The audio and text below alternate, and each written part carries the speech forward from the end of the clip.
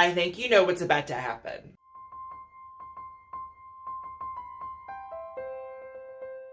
Hello, loves. My name is Wendy Weather. I am the History Drag Queen. And if you cannot discern or tell, this is going to be a different type of video. So I was not sure what I should do for this week specifically, because next week is when I actually start doing my Pride content for June. Woo! So I was like, you know what? This is a great time slot for another TikTok compilation.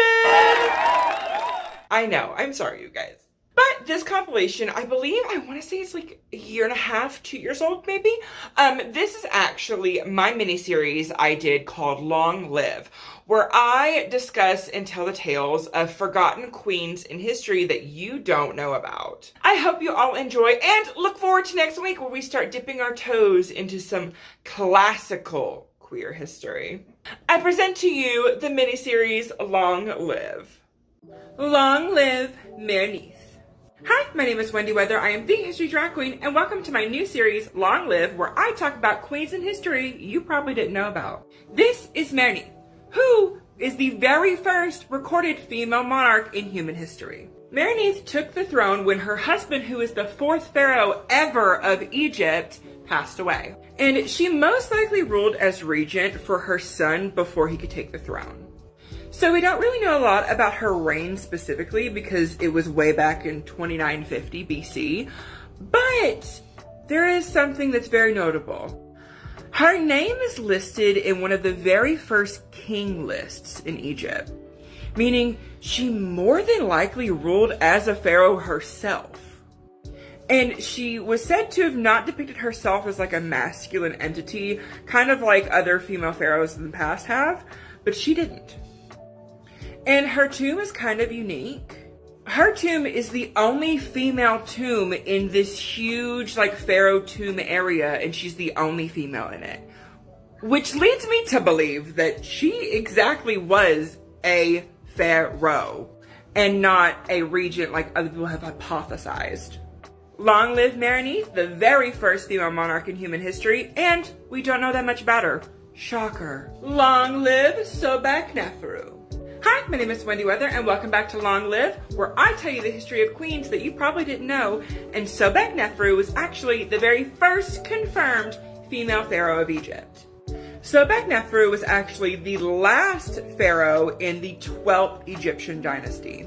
She became ruler because her brother, who didn't have any heirs, died. And she was like, all right, guess it's me. She ruled from between 1760 to 1756 BC. I mean, yeah, that's only really 4 years, but I mean, she was a pharaoh.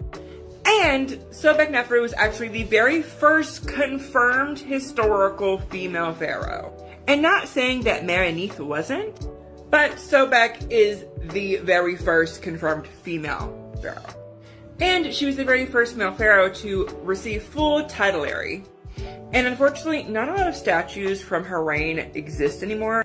The ones that we do have are highly, destroyed, and it depicts her with, very female features, but in like masculine clothes and very typical masculine pharaoh poses.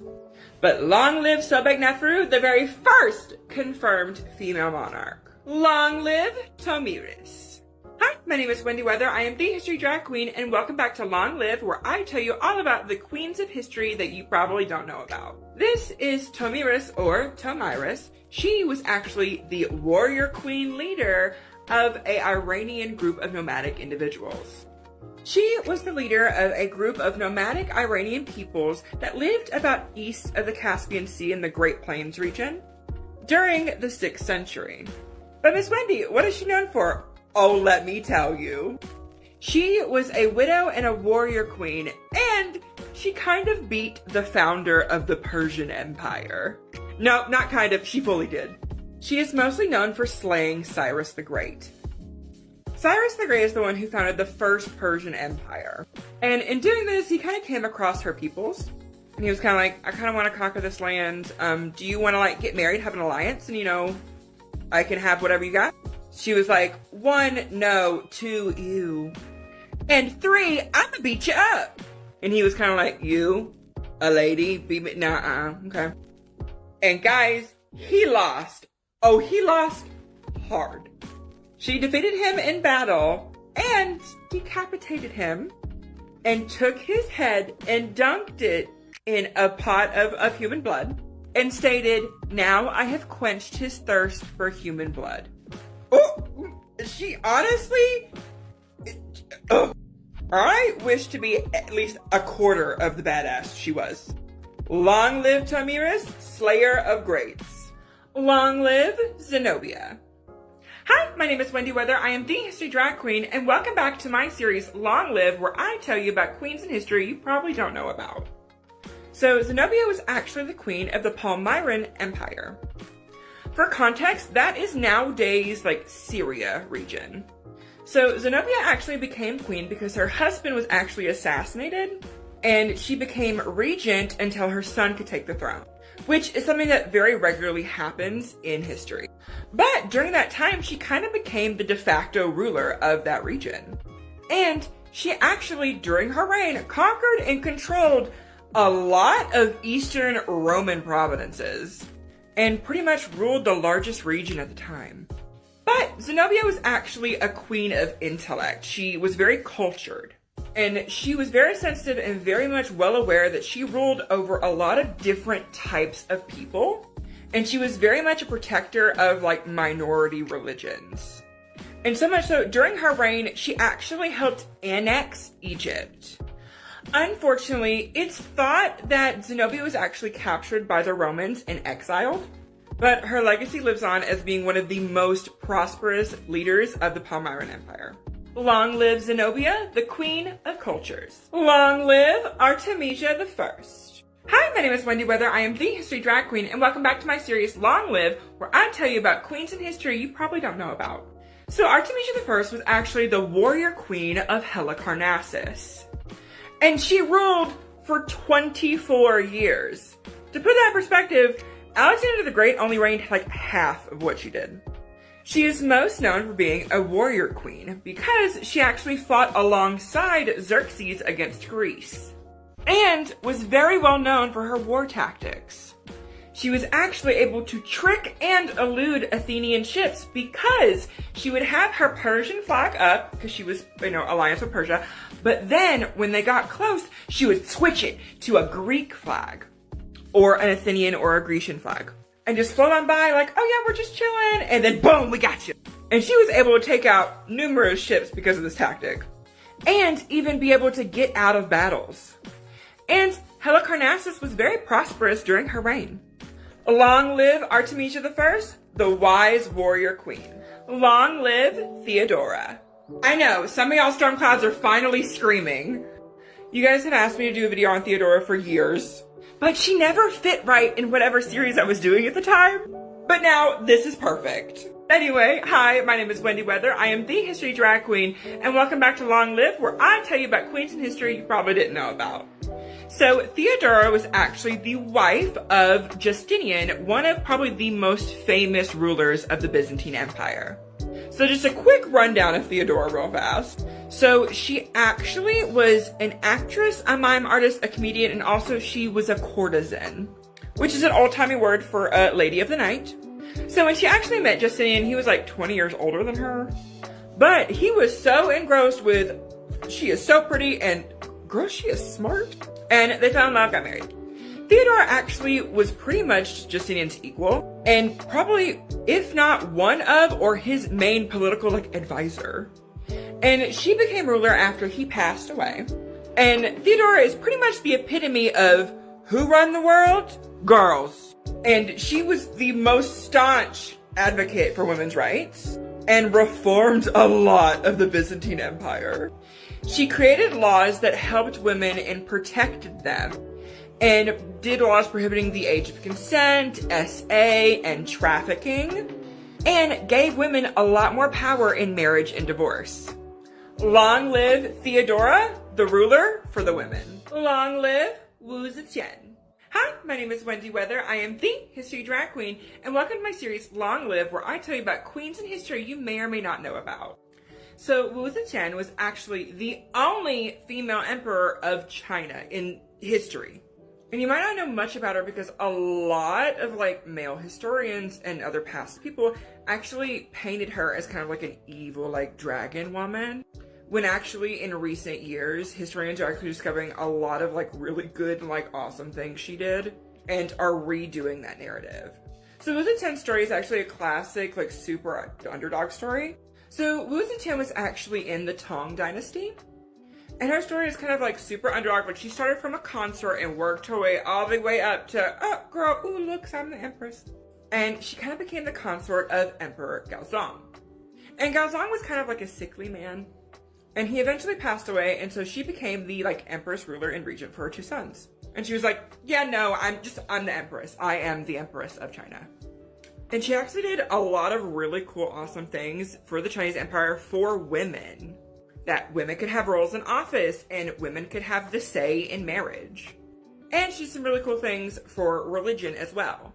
And she did some agricultural innovations and had a whole system in surviving famines.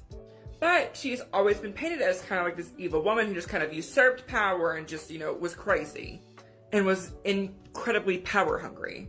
Because the people of the past who kind of, you know, had the power after her saw she was the only woman. She crazy. And they wanted to implement themselves as like, I am the powerful one. So they kind of like scrubbed her a part of history and destroyed a lot of things that she did. And of course, the historians at the time were like, oh yeah, she crazy evil lady. But recently, in historian archaeologists have found out a lot more about her reign than what we did know. And it's changing that, you know, crazy lady narrative. Long live Wu Zetian, the Empress of China. Long live Maria Theresa. Hi, my name is Wendy Weather. I am the History Drag Queen, and this is my series, Long Live, where I tell you about queens in history that you may or may not know about. So, Maria Theresa was actually the only female ruler or queen of the Habsburg Empire. Which, just for like mind of geological reference, is kind of like the Germanic nations area. Anyway, so Maria kind of actually like kind of prevented her husband from like doing anything really. And she just kind of, you know, was like, it's me, I'm the one doing it. Even though her husband was like the Archduke of, you know, but she was like, nope, I'm doing it, I'm running the show. And honestly, she kind of did it. She actually helped the Habsburg Empire kind of flourish with doing military, financial, and political reforms. And not only did she have that, you know, baddie girl take what she can attitude, she also birthed Marie Antoinette. Come on now. And also, when she married her daughter off to the Prince of France, she was like, she's not gonna end up being queen in her lifetime. Joke's on her, she totally was. And of course, they were mostly allies. Because she's like, my mom is the queen of the neighboring kingdom. Like, girl. Long live Maria Theresa, the hottie of Habsburgs. Long live Christina of Sweden. Hi, my name is Wendy Weather. I am the History Drag Queen, and welcome back to my series, Long Live, where I tell you about queens in history you probably don't know about. So Christina of Sweden's story, or Christina Wasa, starts kind of at her birth. So historical legend says that she was the only heir of the King of Sweden, and they thought she was a boy because she had a cry so deep they thought she was a male. And was the only heir, so the king kind of said, hey, this is who's gonna be my predecessor, and she's going to be trained as a king or prince would be. And she kind of had to be because her father actually died, I think when she was like 5 or 6. And so Christina technically became the Queen of Sweden when she was like a child. But she did have like regents who would, you know, adults that would, you know, do stuff in her order until she became of age to take the throne. So Christina was actually a super well-educated and cultured queen. And she was actually a very, very good politician. So much so, she kept her country from breaking out in the Civil War from the 30 Years' War like crazy. And she was kind of like decently liked, and the entire European nations called her the Minerva of the North. And she was just a very smart, cultured, popular girl. And also a very young ruler. Until one day. Now, we really honestly don't know why she did this, but Christina, after 10 years of being queen, she was like, yeah, I'm just gonna bounce. She kind of decided like, I don't want to be queen. This is a lot. Mental health mental health day. Honestly, that's what she did. She was like, I can't be queen. This is a lot. I'm just so tired of it. I'm bored. I'm gone. So she abdicated her crown and gave it, I think, to her cousin. And then Christina was like, okay, time to party. So she moved to Rome, where she was living it up with the Catholic Church, just having a great time. And then Christina got bored again. And then she was like, what would be really fun to do? Be the Queen of Naples. And so she tried to create like this siege to get Naples so she can be the Queen of Naples. Even though she gave up her crown that she had for she was like, you know what? I'm bored of this crown. I'm just gonna go party up. And you know what? I'm gonna try to be queen again. Yeah. Christina really had that girl boss energy. She unfortunately did not get the crown of Naples because one of her friends ratted her out and then she had him executed. And then she just kind of lived her life. She wrote a lot of books about philosophy though. Long live Christina of Sweden, the Queen of Crowns. Long live Lady Jane Grey. Hi, my name is Wendy Weather. I am the History Drag Queen, and welcome back to my series, Long Live, where I tell you about queens in history you probably don't know about. So, who was Lady Jane Grey? Or Queen Lady Jane? She actually was the sole Queen of England for 9 days. So, after King Henry VIII's son, Edward VI, who was the boy king, died, there was this huge battle for succession. Because Henry VIII had 2 other children, Mary Tudor and Elizabeth. But on his deathbed, Edward VI, one of his advisors, was the Duke of Northumbria. And he wanted to make sure that the Protestantism of it all would be the thing. And Edward has this cousin, whose name is Lady Jane Grey, who was I think she was 16 at the time.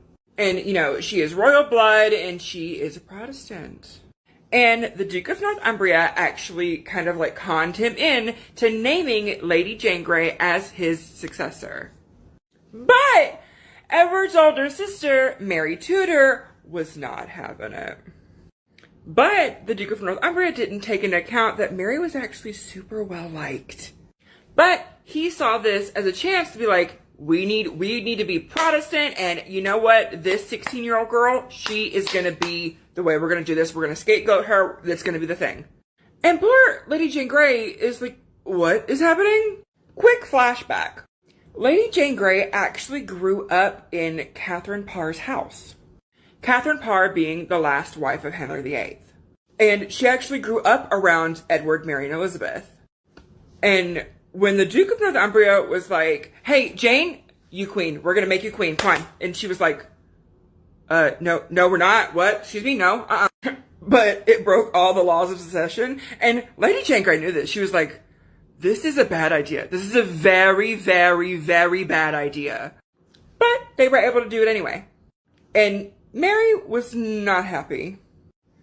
And Mary kind of, staged a little bit of a coup. And pretty much did it effortlessly. And she was like, yes, I am Mary Tudor. I am Mary I. I am the Bloody Mary. I am the Queen of England right now. But she was very much not happy about Jane. And so she threw her in the Tower of London and ultimately executed her. Which is super sucky because she literally only did this because she was told to by some, idiotic man, the Duke of Northumbria, trying to usurp a bunch of power to be a Protestant and go on with the Reformation. And she was the entire scapegoat of it all. And she was only queen for 9 days. Mary, it wasn't that serious. Calm down, it's okay. But long live Queen Lady Jane, the queen of scapegoats. Ugh. Long live Catherine of Valois. Hi, my name is Wendy Weather. I am the History Drag Queen, and welcome back to my series, Long Live, where I tell you about queens in history you probably don't know about. So, Catherine of Valois was actually the wife of Henry V. So, a little bit about Catherine. She was kind of dealt a really tricky hand of cards. Her father was Charles VI of France, and her mom was Isabel of Bavaria. And her father was legit insane, had bouts of madness and was a crazy man. And her mom was a very deceitful and greedy woman. And the fact that she didn't go crazy herself just absolutely baffles me.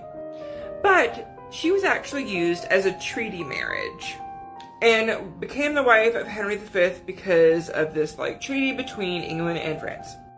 And this happened when she was 20 years old. And part of the treaty was that Charles would actually keep the throne of France, but because Henry married his daughter, he would technically inherit the throne if he dies. But anyway, plot twist, Henry dies.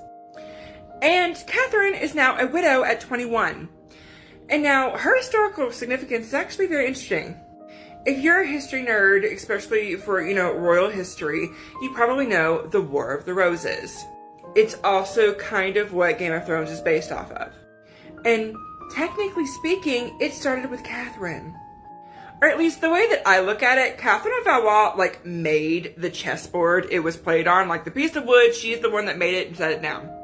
Because after Henry V died, she became a thing with this guy named Owen Tudor.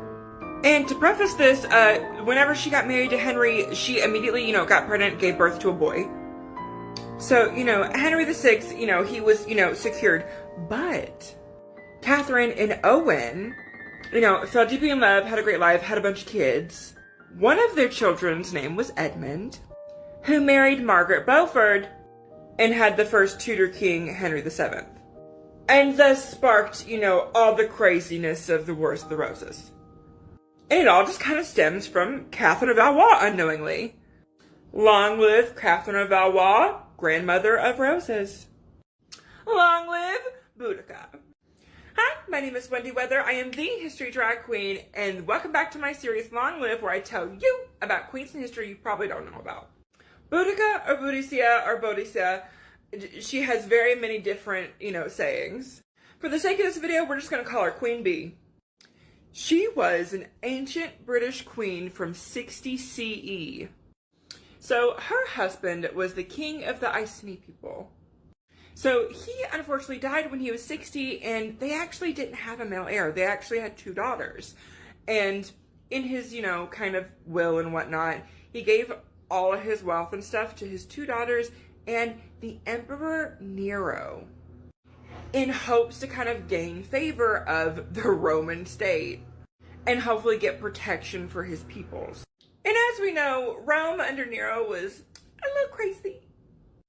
And so they humiliated them, annexed their kingdom, and plundered their tribesmen. And Queen Bee was like, this is what we're not gonna do. She led a revolt and a revolution and slaughtered about 70,000 Roman soldiers. And during her last battle, she actually unfortunately lost. And we kind of really don't know what happened to her. Some people say, she died of shock, shame, or she took a pill or berries or whatnot. But what probably most likely happened is that they captured her, did some very not cool things to her, and then probably. But long live Boudicca, Queen of Warriors. And that is the video today, my loves. Hey, put in the comments which queen did I talk about that you had no idea even existed. And as always, don't forget to like, comment, and subscribe, and stick around because you just might learn something.